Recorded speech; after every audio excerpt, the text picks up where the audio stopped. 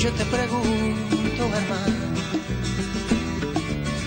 ¿a dónde irás sin fe? Debes saber que todo será en vano si no meditas lo que vas a hacer. Yo te pregunto, hermano, si acaso no es verdad que Dios nos dio la vida para amarnos y ni siquiera sabemos perdonar. Hay un amor perdido, busca en tu corazón. Cuando lo encuentres, dáselo, amigo. ¿Qué tal? ¿Cómo está usted? Vamos a compartir una hora muy intensa de un tema que ya nos ocupó días atrás con la presencia de dos funcionarios del CALIR, de esta asociación que reúne personas de distintas religiones que se dedican particularmente a trabajar el tema de la libertad religiosa, pero que también abordan otras problemáticas, porque el tema de la fe hoy se mezcla con cuestiones de la ética, con cuestiones de la química, con cuestiones de la ciencia, con cuestiones de la economía. Es decir, la fe no es para los domingos el templo y nada más. No, la fe cristiana por lo menos, y también las otras confesiones a las que respetamos, tienen un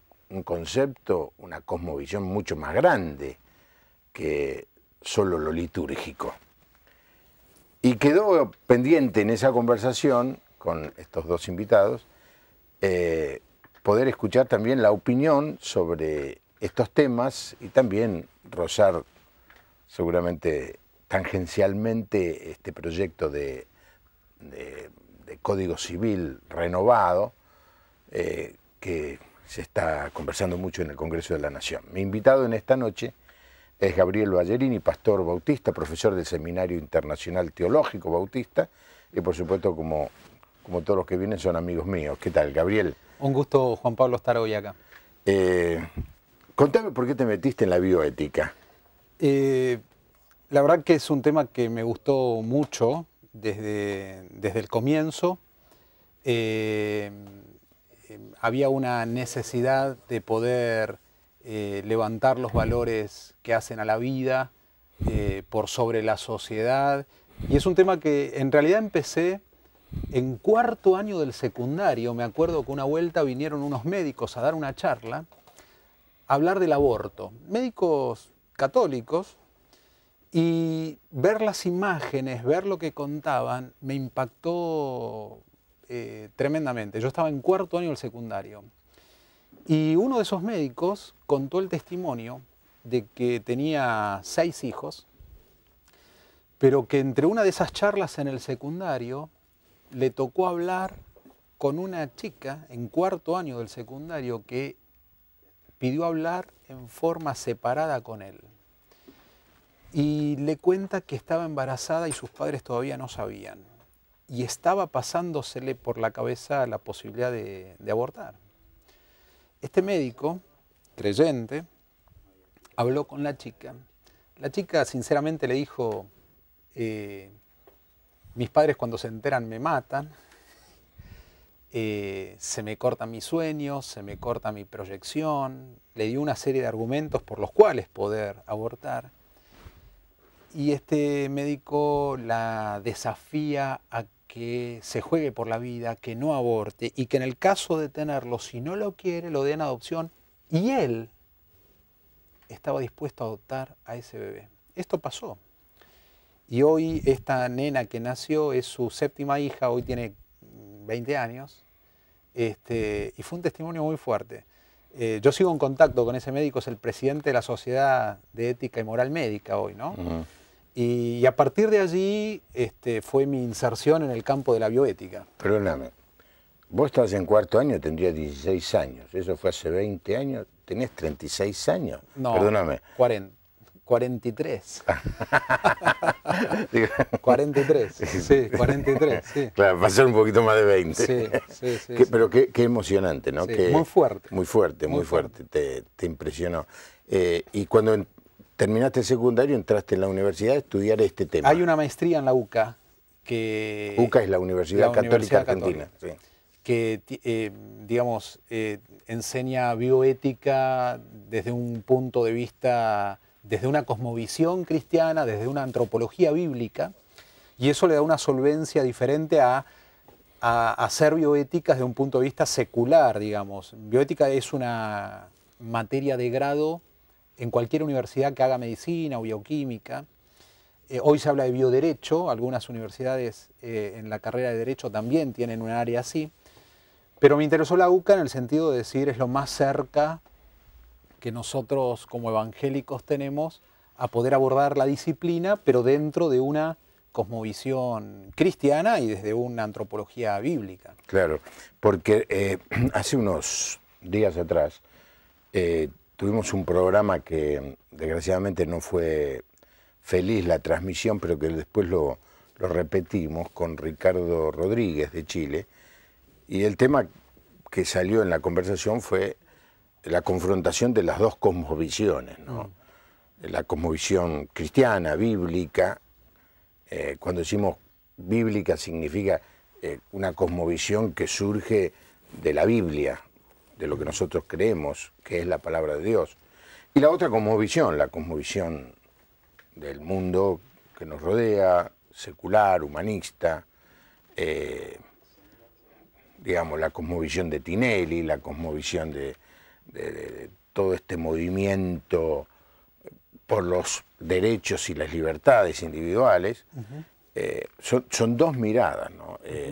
Vos elegiste ir a un lugar seguro, tranquilo, que es la Universidad Católica, pero te confrontaste también con el otro mundo, la otra cosmovisión. Por supuesto, hay un diálogo y a veces en temas muy álgidos. Los temas bioéticos son temas de mucha confrontación, son temas que calan profundo a las convicciones que cada uno tiene desde el punto de vista filosóficas, antropológicas, en muchos casos políticas también, y confrontan con temas muy irascibles a veces, y hay una bioética secular, laica, donde la moral es diferente, donde los intereses son diferentes y donde los propósitos son diferentes. Entonces ahí es donde de alguna manera sobre muchos temas que hoy están en el primer orden del día en la sociedad hay una cosmovisión muy distinta. Bueno, esa es nuestra lucha, nuestro gran desafío como comunicadores también. Yo me enfrento a una cámara todas las noches, pero cuando salgo de acá veo el otro mundo, miro televisión, escucho radio, leo los diarios, porque quiero estar actualizado. Y uno descubre que cada vez, digamos, como que las diferencias son mayores. Y no sé si está bien o mal, que sean mayores. Yo prefiero que sean bien distintas, como para que no sea difícil la elección, a que esté todo mezclado, ¿no? Pero yo escucho un programa de un gran comunicador, Fantino, en Radio 10 al mediodía. Los conceptos morales que ahí se transmiten, pero no tienen nada que ver con lo que yo creo, o con lo que yo aprendí, o lo que trato de enseñar. Llámese Fantino, al que respeto como profesional, lo mismo que Hangling, que estuvo aquí en el programa. Entonces, yo sé qué pasa si una sociedad, pensemos, una persona, una familia, una sociedad, sigue la palabra de Dios. Yo sé el resultado. Lo que no sé es lo otro. ¿A dónde vamos a parar si la sociedad sucumbe ante esta filosofía, ¿no? Hay una diferencia abismal entre cuál es el pilar donde yo fundamento mi ética. La moral está fundamentada sobre qué base, sobre qué principios. Que algo sea considerado legal no quiere decir que sea ético. Que algo desde el punto de vista de la biotecnología, en este caso de la medicina, de la genética sea posible de ser realizado, no quiere decir que sea válido desde el punto de vista moral. Entonces, la gran pregunta es sobre qué estamos apoyando esas decisiones y sobre qué estamos basando, ¿no? Todos estos temas que se ponen sobre relieve hoy en este campo. Gabriel, vamos a entrar más ahora, no ser tan generalista, vamos a ser más específicos. Tenemos toda una hora para ir explorando, particularmente donde hoy estamos en una situación, yo no llamaría de riesgo, sino de oportunidad, de apertura, de discusión, de debate. Por ejemplo, el tema de la gestación, ¿cierto? Hasta no hace muchos años la única manera de producir un bebé era un papá y una mamá, o papá y una mamá, un hombre y una mujer, tienen una relación sexual y el bebé nace, ¿no? Pero ahora la cosa ha cambiado, ¿no? Cambió un poquito. Hay más de 20 formas diferentes de concebir un bebé. Lo que hasta hace unos años era propio del terreno de la ciencia ficción, hoy se hace realidad gracias al avance de la tecnología y de la biotecnología en particular. ¿Y hay algo de malo en eso? En muchas formas, al contrario, son toda una bendición de Dios. El tema es poder particularizar, individualizar cada una de esas formas y darle un encuadre ético, hacerle una valoración ética, a ver si realmente encuadran dentro, un poco lo que veníamos hablando, ¿no? Dentro de la cosmovisión cristiana y dentro del marco de lo que la Biblia enseña. Y ese es el ejercicio entre la bioética y una bioética cristiana. Hoy es posible, perfectamente posible, que una mujer pueda dar a luz un hijo de la cual no tiene ninguna vinculación genética con ese hijo. Es lo que se llama una maternidad de gestación o el alquiler de útero. Hoy es posible que una mujer posmenopáusica pueda concebir un bebé. Hay un caso muy famoso de una tal Ángela, una mujer italiana, a los 65 años dio a luz a un bebé a través de una de las técnicas modernas de fertilización asistida. El tema es, la valoración ética ahí es, una mujer de 65 años, cuando el nene cumpla 10, su mamá va a tener 75 si es que vive. La pregunta es, de alguna manera, si es válido esto, se está condenando a una orfandad a ese bebé. En 10 años uno necesita a la madre y más también.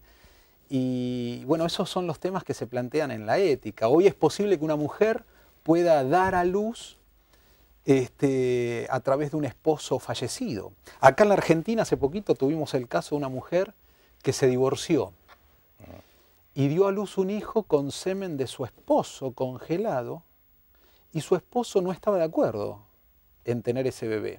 Ya estaban divorciados. La mujer presentó un amparo judicial. El papá no quería reconocer a su hijo, esto es postdivorcio, y la justicia sancionó en favor de la mujer, porque genéticamente era hijo legítimo de su papá y de su mamá.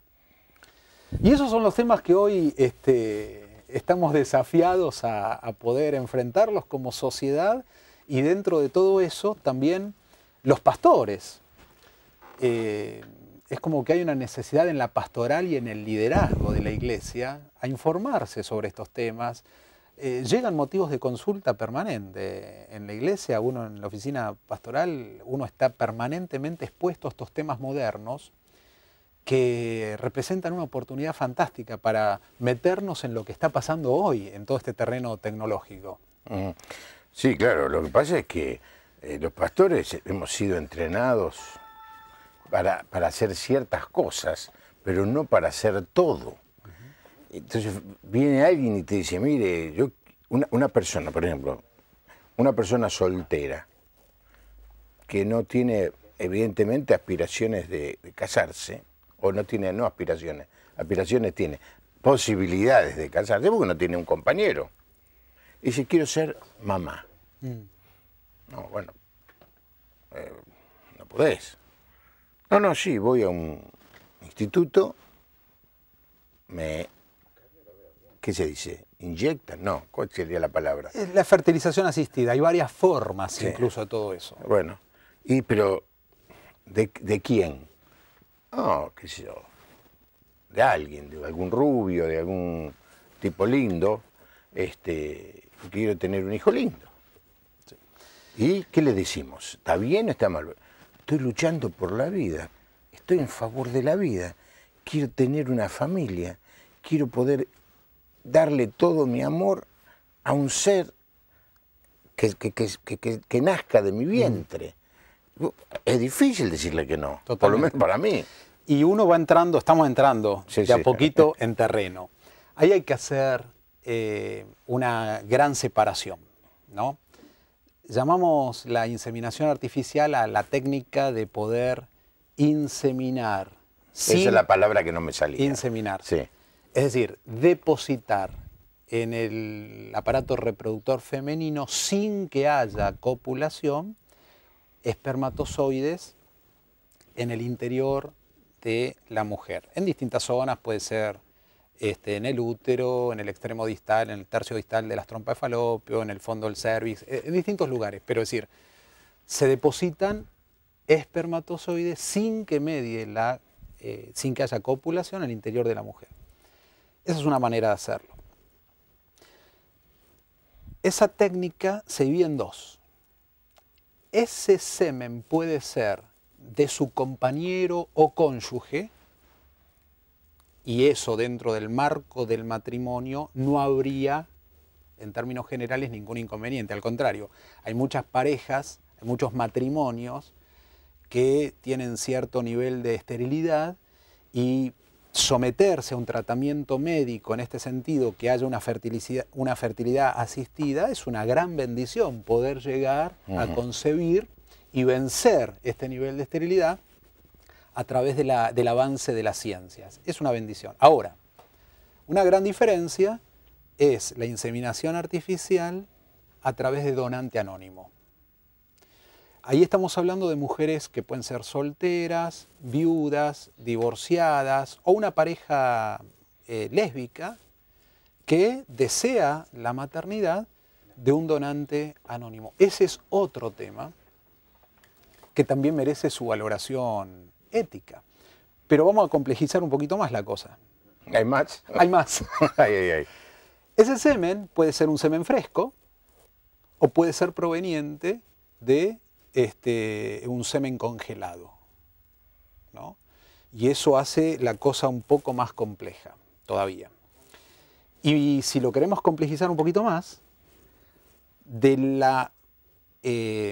la inseminación artificial puede ser, como veníamos diciendo, introducir el semen en el interior de la mujer o introducir directamente el embrión, y ahí estamos hablando de fecundación in vitro. La fecundación in vitro es cuando la fecundación no se da dentro de la mujer, sino se da en el laboratorio.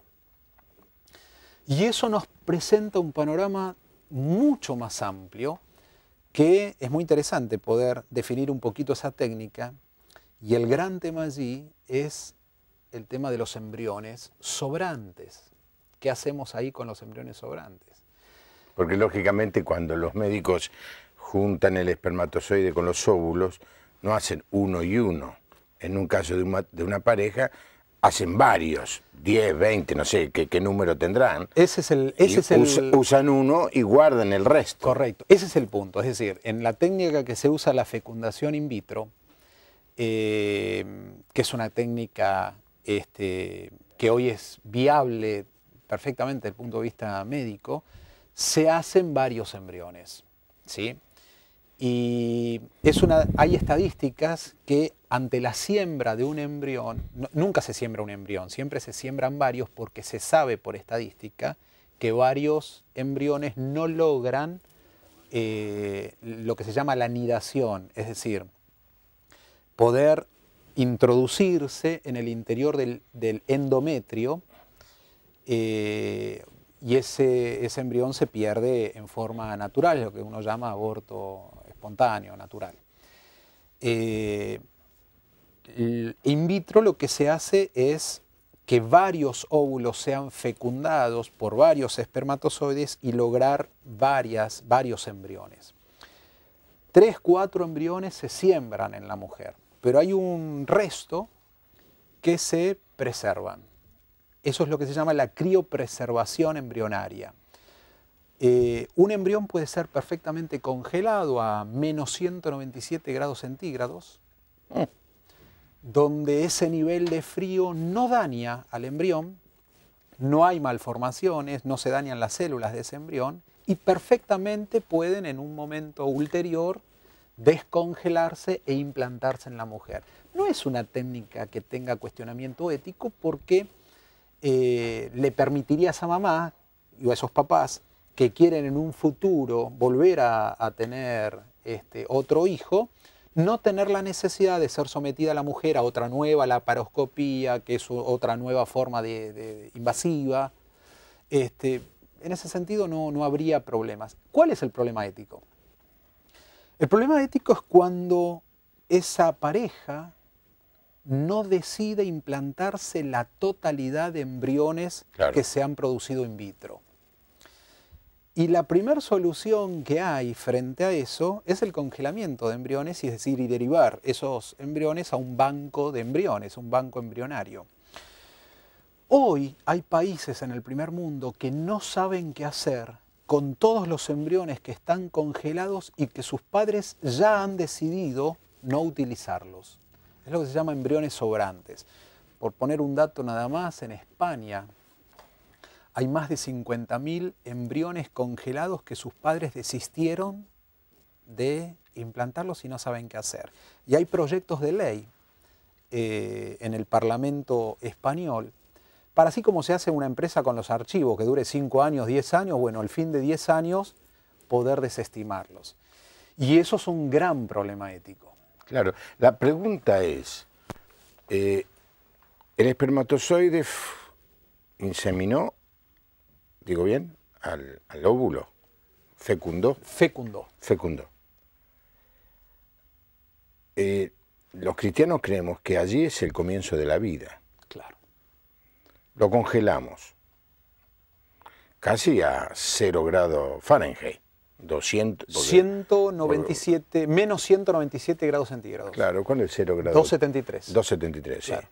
Sí. Me acuerdo porque cuando era adolescente leí un libro sobre 0 grados. Lo que pasa en él, te estoy hablando de la década del 60, imagínate que es una obra antigua, pero todo lo que la ciencia especulaba con que podría suceder si fuéramos capaces de llevar algunos minerales, algunos metales a eso, al 0 grado, 273 grados bajo cero. Mira lo que me vengo a acordar ahora, 50 años después. Claro, si uno piensa, bueno, no hay nada de vida, es un espermatozoide que se juntó con un óvulo, tirémoslo. Pero si uno piensa que es la vida, entonces prácticamente está cometiendo un asesinato. Plenamente. Desde la cosmovisión bíblica y en términos generales biológica también, un gameto masculino, un espermatozoide, un ovocito, un óvulo femenino, aportan la mitad de la carga genética de una célula somática diploide, es decir, perdón que hable quizás... No. Me abrumás, pero... el ADN humano está formado por 46, doble carga genética, son 46 cromosomas, ¿sí? Cada gameto aporta la mitad. Una célula somática es una semilla, es un embrión que tiene todo lo que se necesita para tener entidad humana. Es un ser humano que solo le hace falta crecer. La Biblia le otorga un alto valor a la vida, a la dignidad humana, aún en la vida intrauterina. Y descartar embriones, no importa el estadio evolutivo que tengan, es estar descartando la vida humana, la esencia del ser humano. Ahora, es interesante, entre una de las reformas del Código Civil, el concepto de vida que está en este proyecto de reforma, se considera vida a partir del nacimiento. Y toda la vida intrauterina, que para nosotros para la Biblia, para la bioética, para la cosmovisión cristiana, un ser totalmente lleno de significado, lleno de la capacidad aún para relacionarse con Dios, o una persona totalmente concebida por Dios, para la reforma del Código Civil es existencia humana. Pero se habla de vida a partir del nacimiento. Conceptualmente hay una gran diferencia. Entonces, en el terreno científico, ahí la población científica se parte al medio. Hay un 50% que cree que la vida se origina en la fecundación y hay otro porcentaje que cree que la vida humana comienza a partir de la nidación. Y esto nos lleva dentro de la bioética a otro campo. ¿Cuáles métodos anticonceptivos son válidos y cuáles métodos anticonceptivos no son válidos? Entre la fecundación y la anidación, ¿qué tiempo hay? 7 días. 7 días. Es decir, la fecundación se da, si este es el útero, las trompas de falopio, acá están los ovarios de la mujer, la fecundación se da en el tercio distal de la trompa de falopio.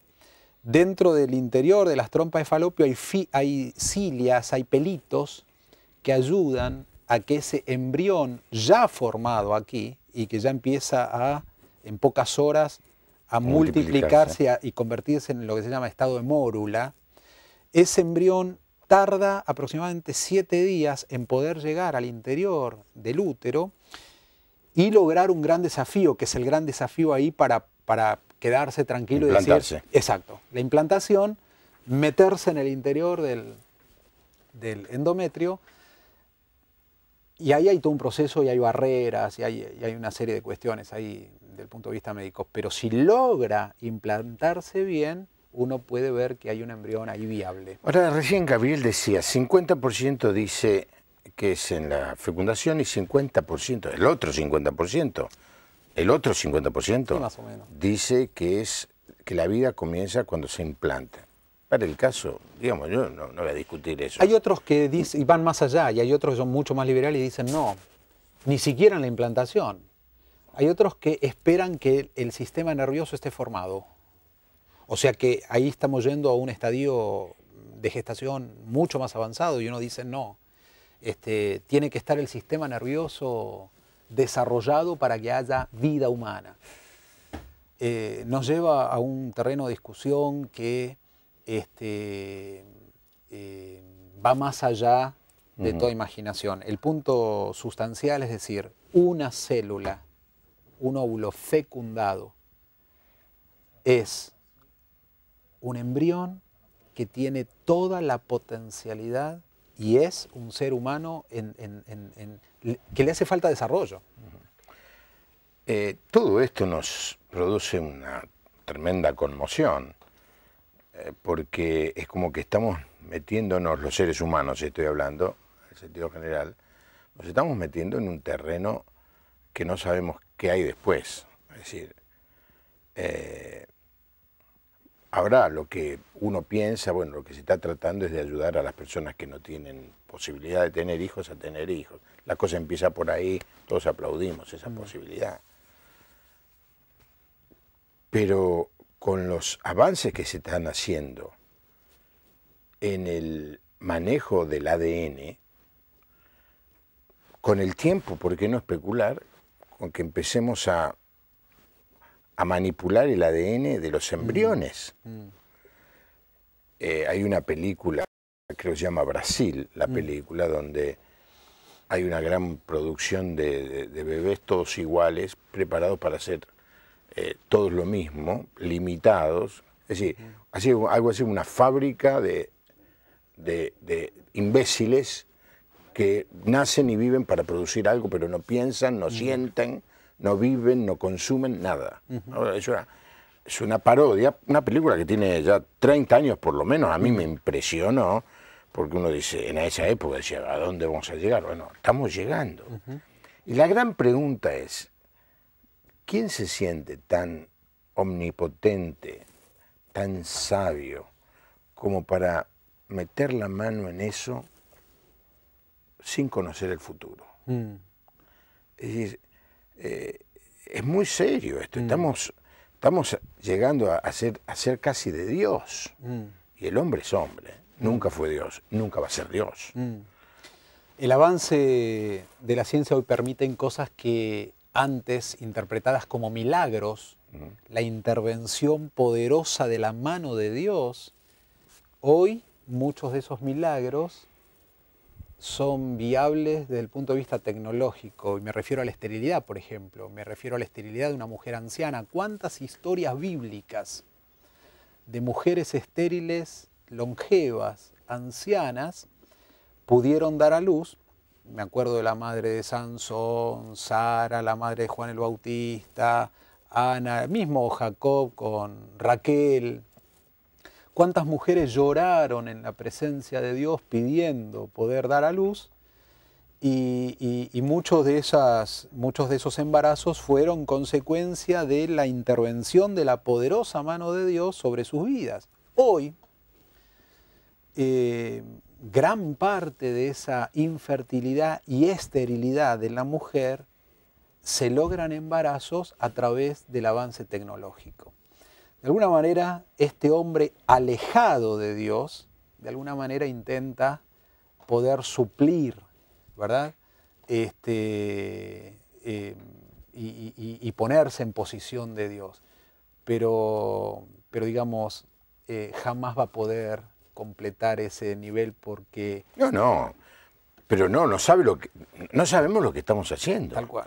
Es como el que la persona que descubrió, se dice que fue Einstein, vamos a asignarle a Einstein el descubrimiento del poder del átomo. Está mal descubrir el potencial que hay en quebrar un átomo y liberar toda la energía que hay en un átomo. Y las cosas que se podrían hacer. ¿Qué es lo primero que hizo el hombre con eso? La bomba atómica. Y tenemos Nagasaki e Hiroshima. Es decir, cuando el hombre se mete a ser de Dios, generalmente embarra la situación. Esa es la verdad. Porque yo estaría un poco más tranquilo si las personas que están haciendo eso son personas humildes, ni te voy a decir ni siquiera creyentes, humildes, conscientes de lo que están haciendo, responsables, y que están metidas en eso no con un afán comercial, sino de ayudar a otros. Pero la ciencia hoy, la medicina hoy, está detrás también del dinero y del poder. Hay mucho dentro de la medicina, hay personas que realmente hacen investigación seria. La bioética es una disciplina moderna, la bioética es una disciplina que intenta de alguna manera crear el marco necesario, el marco legal y científico necesario para ponerle cierto freno a ese avance de la ciencia sin conciencia.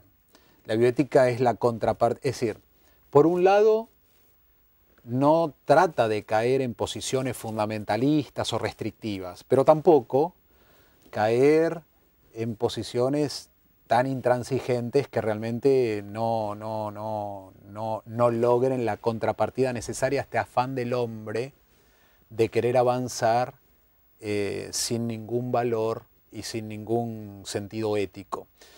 Y el campo de la medicina es un terreno filoso. Es un terreno filoso. Hay cosas muy interesantes en favor de la humanidad, pero hay un terreno muy áspero en el que se hace imperioso tener un marco ético. Y sí. Imagínate un ejercicio de la medicina sin ética. Operarían A ver, voy a decir algo que no sucede nunca, que no sucede porque todavía tenemos ética. Por ejemplo, es raro que exista el nacimiento espontáneo.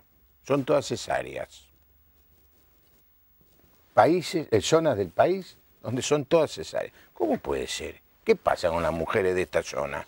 ¿No saben parir naturalmente? No, todo cesárea. En otros lados todo es tomografía computada. ¿Qué pasa, che? Ya ni más, ahora resonancia. Resonancia magnética. Si uno va al en el caso de la ciudad de Buenos Aires, ¿no? Que es lo que más, si uno va al Pena son todos partos naturales, pero la mayoría de las prepagas y las obras sociales privadas, la estadística de cesárea es muchísimo mayor, claro. Claro, pero no puede ser. Es decir, ¿qué pasa? ¿Se pusieron de acuerdo todas las que no podían parir naturalmente a ir a la medicina privada? No, hay una manipulación ética. ¿Avanzamos un poquito más? Sí, dale. No sé, o retrocedemos. ¿Avanzamos un poquito más? La cesárea quedó chica. ¿Sí? La cesárea quedó chica. Hoy entramos al terreno de la maternidad por alquiler. Y hay chicas que ni siquiera están dispuestas a someterse a una cesárea. Y rentamos a una madre gestante para que me tenga a mi hijo genético, pero que lo forme otro. Y ese es un tema también contemplado en el proyecto nuevo de reforma del Código Civil. Hasta ahora, en la Argentina, la maternidad es quien da a luz, de la forma que sea, por parto natural o por cesárea. Es decir, madre es quien da a luz. Hay un vacío legal hoy en la Argentina en cuanto a la maternidad subrogada, ¿no? La maternidad por alquiler. Varios países ya lo tienen bien aceitado esto y es una práctica un poco siguiendo esta línea de pensamiento, es decir, mujeres que en la mayoría de los casos son por infertilidad, ¿verdad? Pero ¿por qué no casos que uno dice, no, yo no quiero someter mi cuerpo al desgaste de tener un embarazo a lo largo de 9 meses y alquila a una mujer para que en su lugar pueda gestarlo, siendo que genéticamente es hijo de la que aporta el óvulo y del padre que aporta el espermatozoide? ¿Ya se hace aquí en la Argentina? Sí, por supuesto. Ya se hace... ¿Legalmente? No, legalmente no. La ley no lo prohíbe, es decir, como hay un vacío legal, claro, la ley no lo prohíbe, pero tampoco hay garantías legales que faciliten que el bebé nacido realmente vaya a la casa de aquellos que han aportado sus... ¿Y qué dice la ley? Vamos a suponer un caso. Una persona acepta ser la depositaria de este óvulo, ¿cómo es? Inseminado, y 9 meses se cuida, da luz al bebé, se lo entrega a los padres, pero después empieza a extrañarlo, dice, no, lo quiero tener. Es que ya ha pasado eso. Sí, siempre llegó tarde. Es que ya pasó, y ese es el gran problema, hay vacío legal. Entonces, no solo después, hay personas que no lo quieren dar antes. Hay personas que se arrepienten y después lo reclaman.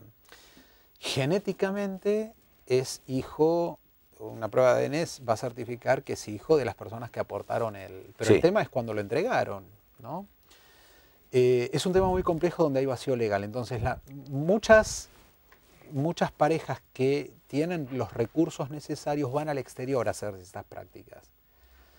En Estados Unidos, en varios estados de Estados Unidos, esta es una práctica muy común. California es uno de los primeros estados, el estado de Florida también. Tiene un costo entre 60 y 100 mil dólares, donde ahí está permitido el alquiler, es decir, es una actividad rentada, se le da a la madre gestante una suma de dinero. En Estados Unidos se ve que la incidencia se da sobre chicas jovencitas universitarias que deciden prestar su útero, ser madres gestantes para pagarse sus carreras universitarias. El caso diferente es India, por ejemplo. En India también está legalizada y está permitida la remuneración económica, pero en India en caso es diferente. Hay familias muy pobres, y muchos esposos, de alguna manera, invitan, obligan a sus esposas a ser madres gestantes para comer. Y eso me presenta un panorama diferente. En el caso de Brasil, Canadá, está legalizado también la maternidad subrogada, pero como una en forma altruista, es decir, no está contemplado legalmente el pago. Acá en la reforma del Código Civil se está proponiendo hacerlo de esta manera, hacerlo de manera altruista, sin remuneración mediante. Y una de las cosas, una de las cláusulas que están contempladas es que la madre gestante, es decir, la que va a poner su cuerpo, no tiene que tener ninguna participación genética. Es decir, el óvulo que va a intervenir en ese embarazo no tiene que ser... Correcto. No, porque si no sería la madre realmente, ¿no? Los psicólogos dicen que este es uno de los casos más complejos que tratan en la disciplina, porque el hecho de llevar 9 meses un embarazo, sabiendo que ese producto no va a ser de esa mujer. Muchas de esas mujeres son casadas y tienen hermanitos. Y le hablan al bebé diciéndole, hola bebé, el bebé de los Pérez. Es decir, esto revoluciona un poco todo el ambiente familiar. Es uno de los casos más difíciles desde el terreno de la psicología, ¿no? No, y pienso también en los chicos que nacen, ¿no? El bebé nace y dice, mamá, no hay ninguna foto tuya embarazada, ¿no?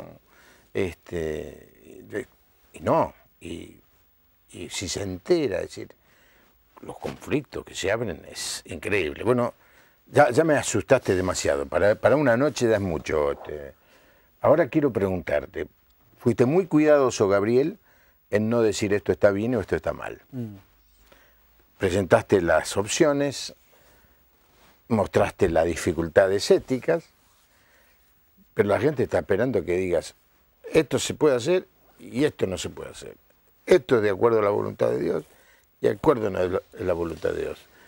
Te estoy poniendo en profeta, sacerdote. No, uno no quiere caer en dogmatismos ni en sentencias autoritativas, es decir, el tema de la bioética es un tema amplio y uno lo valoriza a la luz de la enseñanza de la Biblia. Uno puede encontrar mucha luz, la Biblia habla mucho de estos temas, y uno puede contrastar estas cosas con parte de la enseñanza de la Biblia.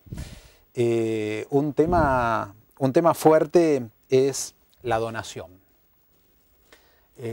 Hace dos meses, un mes y medio, estuve en la Universidad Católica con Nelson Castro, con Félix Kantarovich, que fue el fundador del INCUCAI, sí, haciendo una jornada, una ponencia ahí de la donación de órganos. También otro tema que en nuestra comunidad evangélica lo tenemos, no hay una conciencia de donante, ¿verdad?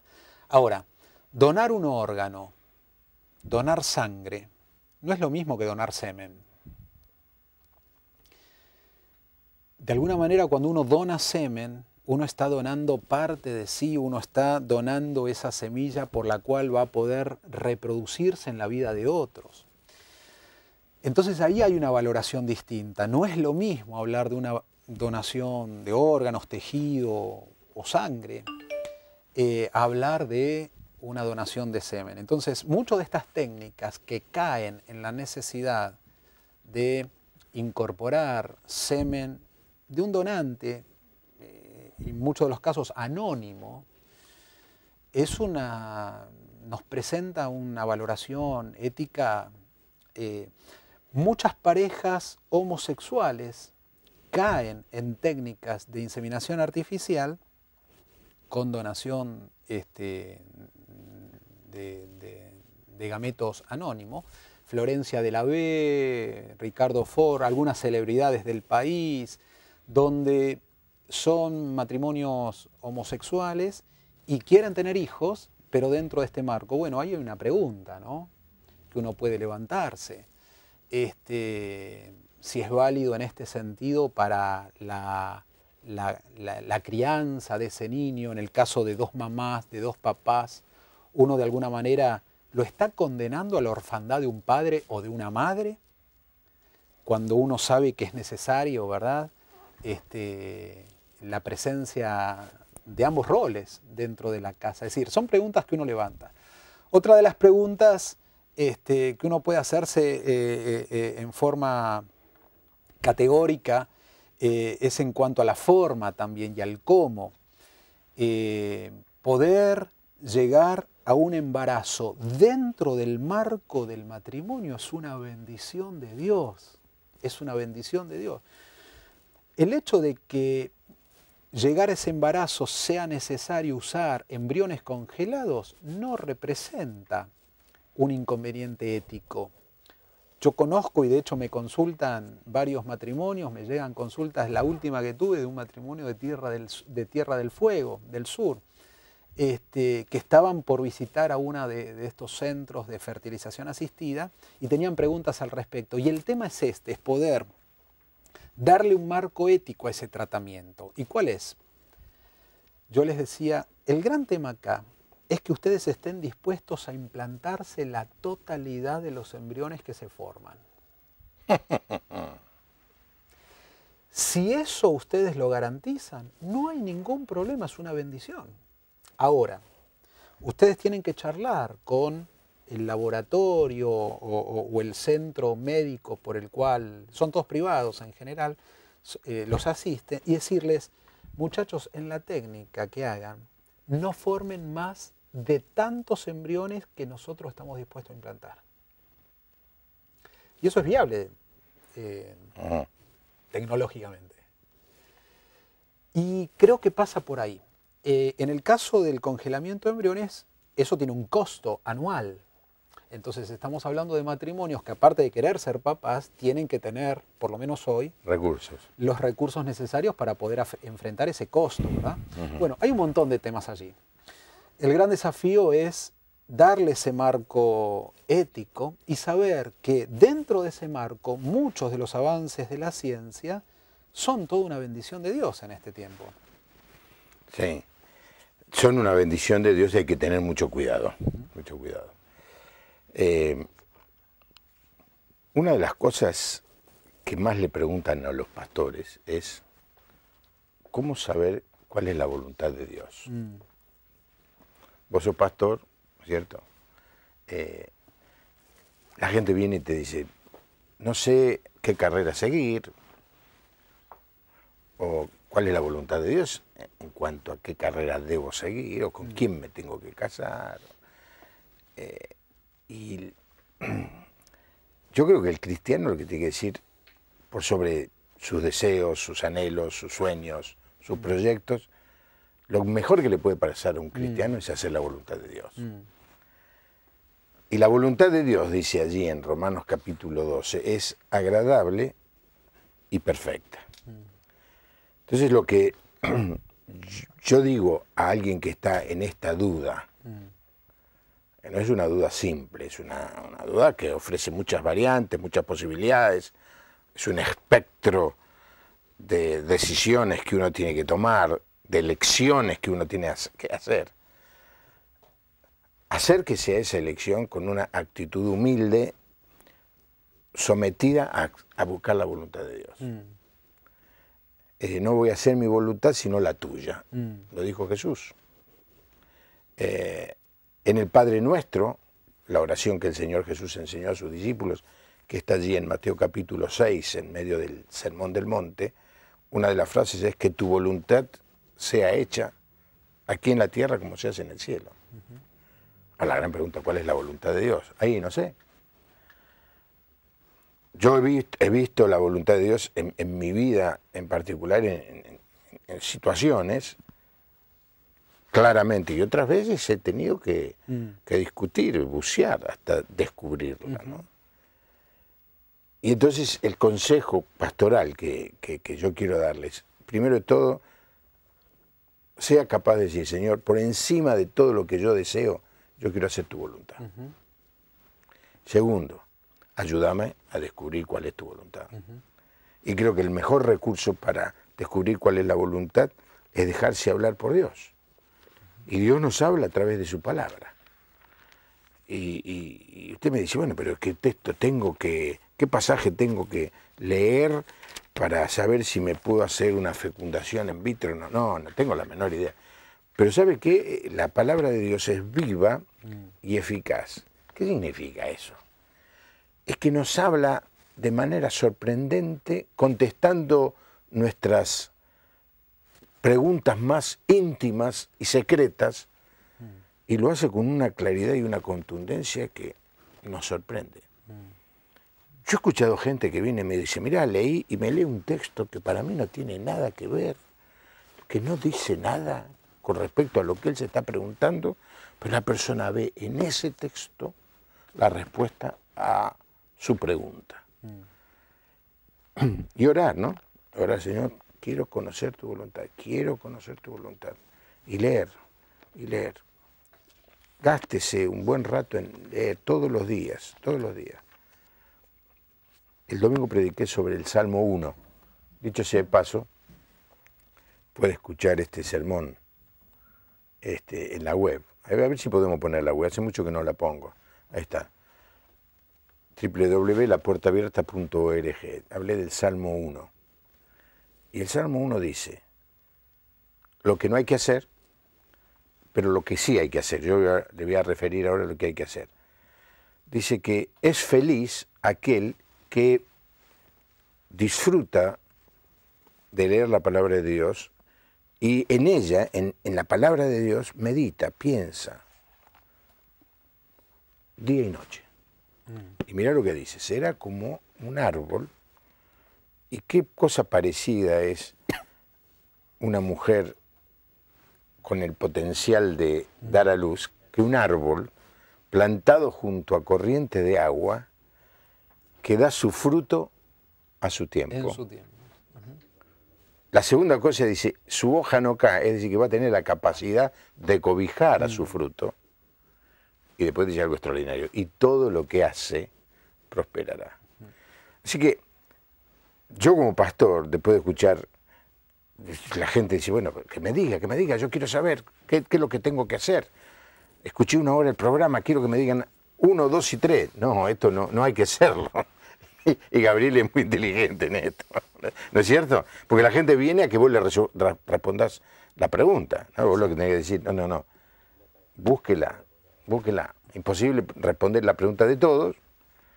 Y cuando yo no sé la respuesta, porque yo como pastor no tengo toda la respuesta, pero le digo, busca la voluntad de Dios, lee la Biblia y un día, en un momento, Dios te va a hablar y vas a entender qué es lo que Dios quiere para vos. Gracias, Gabriel, por venir. Estás pastoreando una iglesia ahora, ¿no es cierto? Estamos en el barrio de Floresta, acá en la ciudad de Buenos Aires. Así que felices, contentos. La iglesia Vida y Esperanza. ¿En la avenida? Directorio. Directorio. Es una de las avenidas más lindas de Buenos Aires, porque usted sabe que Buenos Aires es una planicie total, no hay ninguna montaña. Pero la avenida Directorio tiene unas lomadas. Hay unas lomadas, ¿no? Cuando yo era chico los llevaba a mis hijos para allí para que sepan lo que es una montaña. Que pensaba la gente que está viendo el programa en medio de la montaña y dice, no conocen la montaña, no. Yo me acuerdo la primera vez que vi una montaña, no podía creer que hubiera tantas tierras juntas. Pero es una hermosa avenida y es una hermosa iglesia y sé que el Señor te está bendiciendo y con Gabriel estamos por supuesto trabajando juntos aquí en el Consejo de Pastores de la Ciudad de Buenos Aires tratando de sumar esfuerzos y posibilidades y recursos.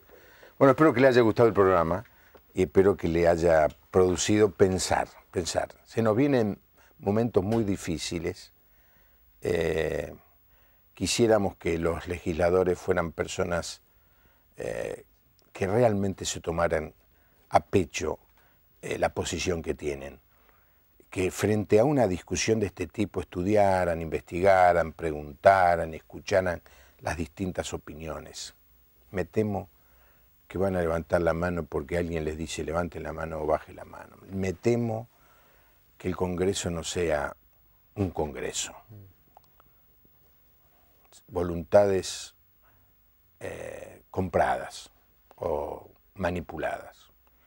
A mí me gustaría un Congreso en donde haya una discusión plena y que salga lo que tenga que salir, pero como resultado de la elaboración, del pensamiento, del esfuerzo, de la investigación. Me parece que estamos lejos de eso, así que agreguemos a todo lo que le dije orar por nuestras autoridades y por nuestros legisladores para que no se equivoquen en temas muy serios. Lo decía la gente de la Iglesia Católica, esto es muy serio, esto es una de las cosas más serias, la ley más importante en los últimos 30, 40 años. Gracias otra vez, Gabriel. Un gusto. Gracias por haber estado con nosotros. Espero que les haya gustado el programa. Escríbanos a la página de Facebook, La Puerta Abierta TV, y ahí estamos recibiendo expresiones de todos los que son habitués a esa red social. Que tengan una buena noche, que Dios les bendiga. Hasta mañana.